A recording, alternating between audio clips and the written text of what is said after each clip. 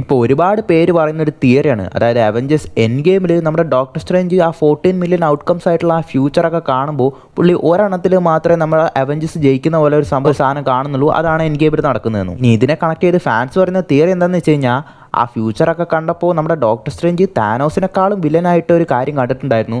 അതായത് നമ്മുടെ അയൺമാൻ ചിലപ്പോൾ ഈവിളായിട്ട് മാറും, ഡോക്ടർ ഡൂമൊക്കെ ആയിട്ട് മാറും. അതുകൊണ്ടാണ് താനോസിൻ്റെ കൂടെ തന്നെ അയൺമാൻ ഇല്ലാതാക്കുന്ന പോലെ ഒരു ഫ്യൂച്ചർ നമ്മുടെ ഡോക്ടർ സ്ട്രേഞ്ച് തിരഞ്ഞെടുത്ത് നോക്കോ. ഇപ്പോൾ ഓൾറെഡി ഡൂമായിട്ടാണ് നമ്മുടെ RDJ വരാൻ വേണ്ടി പോകുന്നത്. അതുകൊണ്ട് ഇത് ഓൾമോസ്റ്റ് എല്ലാവരും കൺഫേംഡ് ആയിട്ടും പറയുന്ന ഒരു കാര്യമാണ്. ഇനി അതിലെന്തെങ്കിലും സത്യം ഉണ്ടോ എന്ന് ചോദിച്ചു കഴിഞ്ഞാൽ ഒരു സത്യമില്ല. കാരണം അവഞ്ചേഴ്സ് എൻഡ് ഗെയിമിൻ്റെ ഷൂട്ടിംഗ് നടക്കുന്ന ടൈമിൽ നമ്മുടെ ഡോക്ടർ ഡൂമിനൊന്നും കൊണ്ടുവരുന്ന പ്ലാനേ മാർവലിനും അപ്പോൾ ഉണ്ടായിരുന്നില്ല. ഐ മീൻ ഇങ്ങനൊരു പ്ലാനിൽ. കാരണം അതിനുശേഷം അവർക്ക് മൾട്ടിവേഴ്സ് ആകെ കാങ് ദ കോൺക്കററിനെ മെയിൻ വില്ലനാക്കി കൊണ്ടുവരാനായിരുന്നുള്ള ഒരു ഇൻറ്റൻഷനൊക്കെ ഉണ്ടായിരുന്നു.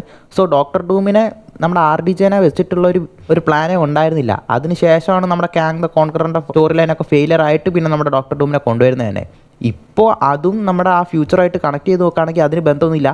പക്ഷേ ഇപ്പോൾ അതും നമ്മുടെ ഈ ഡോക്ടർ ഡൂമിൻ്റെ സ്റ്റോറിയായിട്ട് കണക്ട് ചെയ്യാൻ വേണ്ടിയിട്ട് ഇപ്പോൾ നമ്മുടെ റൂസോ ബ്രദേഴ്സ് തന്നെ ആ അവഞ്ചേഴ്സിൻ്റെ കുറച്ച് അഡീഷണലായിട്ട് കുറച്ച് എക്സ്ട്രാ സീൻസൊക്കെ ഷൂട്ട് ചെയ്തെന്നൊക്കെ കേൾക്കുന്നുണ്ട്.